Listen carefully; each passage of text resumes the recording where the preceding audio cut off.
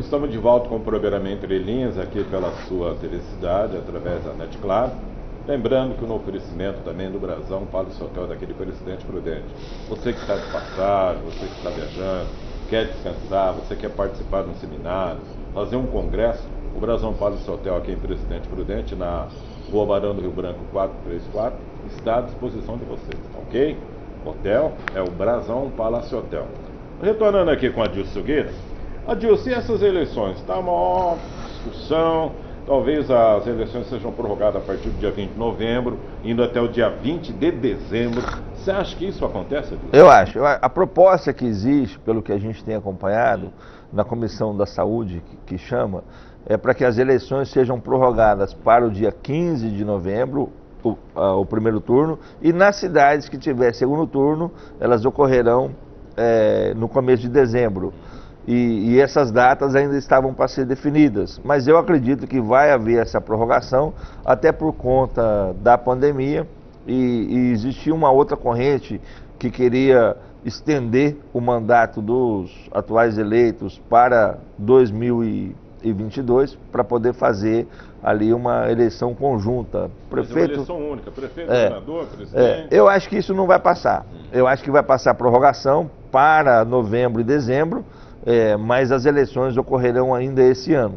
Tem uma outra corrente que defende a ideia de que o voto seja facultativo, de que o eleitor vai se quiser ir. Eu acho que ainda não há uma mentalidade madura do eleitor brasileiro para que se impeça essa coerção, porque é um fator coercitivo de você exigir, você tem que votar, se você não votar, você paga multa. Ou seja, tem uma sançãozinha aí. Mas mesmo assim, ainda é um número bem alto de pessoas que não vão votar. Ah, sem dúvida. Passando a não ser obrigatório, esse número vai duplicar. Então. Com certeza, com certeza. Nos Estados Unidos é facultativo, só que lá existe uma consciência política do eleitor. Hoje ainda nós temos, infelizmente, o eleitor vendendo o seu voto em troco de um jogo de camisa, de uma bola, de uma cesta básica, e isso é ruim, porque a gente passa a ter políticos como os atuais vereadores, por exemplo, que prestam desserviço à Presidente Prudente. Então, assim, nós temos que amadurecer, e esse amadurecimento vem com o tempo. Essa pandemia, que trouxe para nós um caos, que trouxe desassossego, tristeza ao nosso coração, porque várias pessoas, inclusive alguns amigos nossos, tiveram a vida ceifada por conta da pandemia. Ela, junto com toda essa tristeza e esse caos todo que se criou, falências de empresa, de comércio, enfim, são várias coisas ruins. Ela também está trazendo um ponto positivo, que é uma nova forma de viver. Hoje, por exemplo, hoje eu fiz uma audiência virtual, foi uma audiência que a gente fez a juíza na casa dela, o escrevente na casa dele, eu e o cliente no meu escritório, e o advogado da outra parte e o cliente dele no outro escritório, ou seja, cada um num lugar. Nós não fomos no fórum físico para poder participar dessa audiência. Isso traz uma economia, e isso vai acontecer de agora para frente.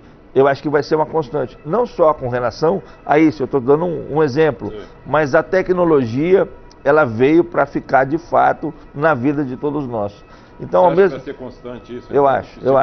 Trabalho? Eu acho. E isso, eu estava conversando ontem com um professor, e eu falei para ele, falei assim, olha, o que traz de tristeza ao meu coração, que essa tecnologia veio para ficar, é que nós temos um sistema educacional no Brasil péssimo, onde nós estamos formando analfabetos. Porque a criança passa do primeiro para o segundo ano, do segundo para o terceiro, do terceiro para o quarto, sem saber ler e escrever. Basta ela ir na aula. É aprovação compulsória. Aprovação por frequência. E está errado. Nós temos que ter compensação, porque o aluno tem que ter uma motivação para ele estudar. Então, se ele souber que basta ele ir na aula, ele não tem motivação para estudar. E aí, ele não estuda, ele não está preocupado com isso. E nós estamos formando analfabeto. Hoje, o frentista está perdendo o seu emprego, o cortador de cana está perdendo o seu emprego. Por quê? Porque o maquinário está sendo tudo digitalizado, eletrônico, a informática, é tudo digital hoje. Ou seja, não há junto com a evolução tecnológica, não há uma evolução mental e de capacidade do cidadão. E ele fica alijado do processo de evolução. Por quê? Porque ele não tem conhecimento. Então, está perdendo os empregos as pessoas por falta de conhecimento. E esse camarada que está nascendo agora e que amanhã vai entrar na vida, no mercado de trabalho, sem saber nada. Como é que esse cara vai conseguir um bom espaço no mercado de trabalho se ele não tem capacitação para isso? E esse é um problema grave que o Brasil enfrenta. E nós temos que combater isso e temos que questionar. A educação nossa precisa ser revista. Não podemos continuar formando analfabetos. É o nosso futuro, é o futuro do nosso país. O Brasil só vai conseguir formar bons cientistas, só vai conseguir formar bons pessoas tecnológicas se tiver uma educação e um preparo. Também tem aquele ditado, se eu vou pegar o ensino particular, é totalmente diferente do ensino público. Então, mas como é que o cara vai pagar isso? Aí que tá, é o investimento que se faz no ensino particular, por isso que essa diferenciação em relação ao ensino público que não tem esse investimento, seria isso? Então, mas com a manutenção e o fortalecimento da educação da forma como está hoje, nós vamos manter castas. Casta de que aquele que tem condições de pagar uma educação boa para o seu filho vai formar bons cidadãos e bons profissionais. Mas apesar que recentemente foi divulgada uma pesquisa que o número de alunos em escola particular estão saindo da escola particular e indo para a escola pública. Porque não tem como pagar, porque é caro. Mas aqueles que têm condição de pagar é os que vão conseguir formar os melhores profissionais e que vão se manter no mercado. Ou seja, nós temos que voltar a fortalecer o professor, voltar a fortalecer a educação, mudar o sistema educacional como está hoje. Nós temos que colocar tecnologia na sala de aula, capacitar os professores e pagar bem os professores. O professor não tem autonomia dentro da sala de aula. Justamente. E aí o professor sendo agredido por aluno. É verdade, é verdade. O próprio aluno também não tem educação. Eu acho que a família pensa que a escola é para educar o aluno. Não, a escola é para ensinar. É uma corrente. É uma E corrente. aí? Não tem aquele negócio de que gentileza gera gentileza? Quando você destrói uma educação, você destrói uma sociedade. E é isso que o Brasil vem fazendo todos os dias por causa desse programa. Nós temos que fortalecer a educação. Se a gente tivesse uma educação decente, o cara podia faltar comida na casa dele, ele podia ter dificuldade, mas ele ia aprender a respeitar o mais velho, ele ia saber que ele tinha que respeitar as pessoas. Por quê? Porque ele tem um nível educacional capaz disso. Hoje nós não temos isso. Hoje nós temos famílias pobres, pobre no sentido financeiro e no sentido mental e educacional. Pessoas que não respeitam ninguém. E isso está errado. Mas hoje tem família que depende da escola para o filho poder se alimentar. É verdade. Ele está tendo aula. Mas isso... A Secretaria de Educação está levando comida para algumas famílias. Mas isso começou de quantos anos para cá? Porque eu lembro que quando eu era criança não era assim. Hoje é assim. Por quê? Porque vem ao longo do tempo degradando a nossa educação. E quando você degrada uma educação, você forma mal as pessoas. E se você forma mal as pessoas, você forma um contingente de pessoas fadadas ao desemprego e à derrota e aquilo que não é bom. Por quê? Você consegue controlar então aquela população, seria isso? Por isso não, que a educação... porque as pessoas não têm preparo. O que nós temos que fazer é fortalecer a educação. Se a gente fortalecer a educação e o Estado tiver uma visão onde ela tem que preparar na formação do ser humano, nós vamos ter, daqui a uns anos, pessoas melhores. Então, mas isso que eu estou te perguntando, Adilson. Não há esse sem dúvida. Não há isso por causa do assistencialismo. Exato, é intencional. Veja bem, se o governo investir na educação, nós vamos ter super gênios, pessoas entendidas. Vai ser prejudicial para o governo, falei, vamos deixar o jeito que está, enquanto isso a gente vai comandando. Seria isso? Exatamente. Essa é uma mentalidade... Não gostaria de falar isso, mas é isso. Para você poder entender. Exatamente. Essa é a mentalidade pobre de uma boa parte da classe política. Eu deixo você numa situação difícil para você precisar de mim.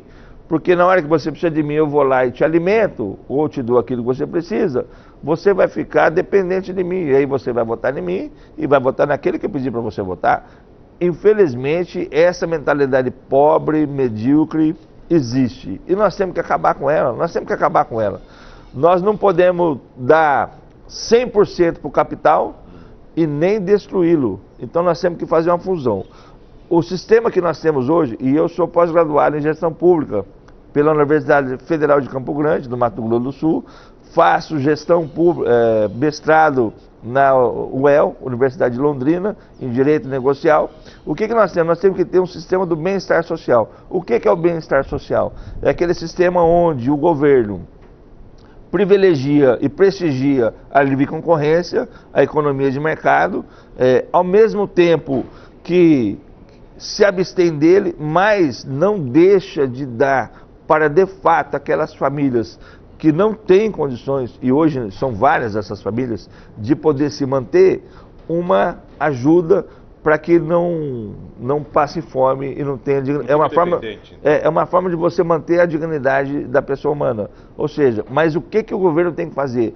Tem que fortalecer a educação. Eu acho que é o primeiro ponto. O nosso sistema é errado. No país que nós temos milhões e milhões de desemprego. E tem desemprego justamente por isso, porque as pessoas não têm qualificação profissional. Nós temos hoje mais ou menos 37% de analfabetos e acho que 15% de analfabetos funcionais. Pessoas que não têm capacidade nenhuma para exercer nenhuma atividade profissional. Como que essa pessoa vai conseguir um espaço no mercado de trabalho se ela não tem qualificação? A pessoa chega numa empresa, apresenta o currículo, aí o patrão lá, o dono, o RH pergunta: você tem experiência? Não, eu não tenho.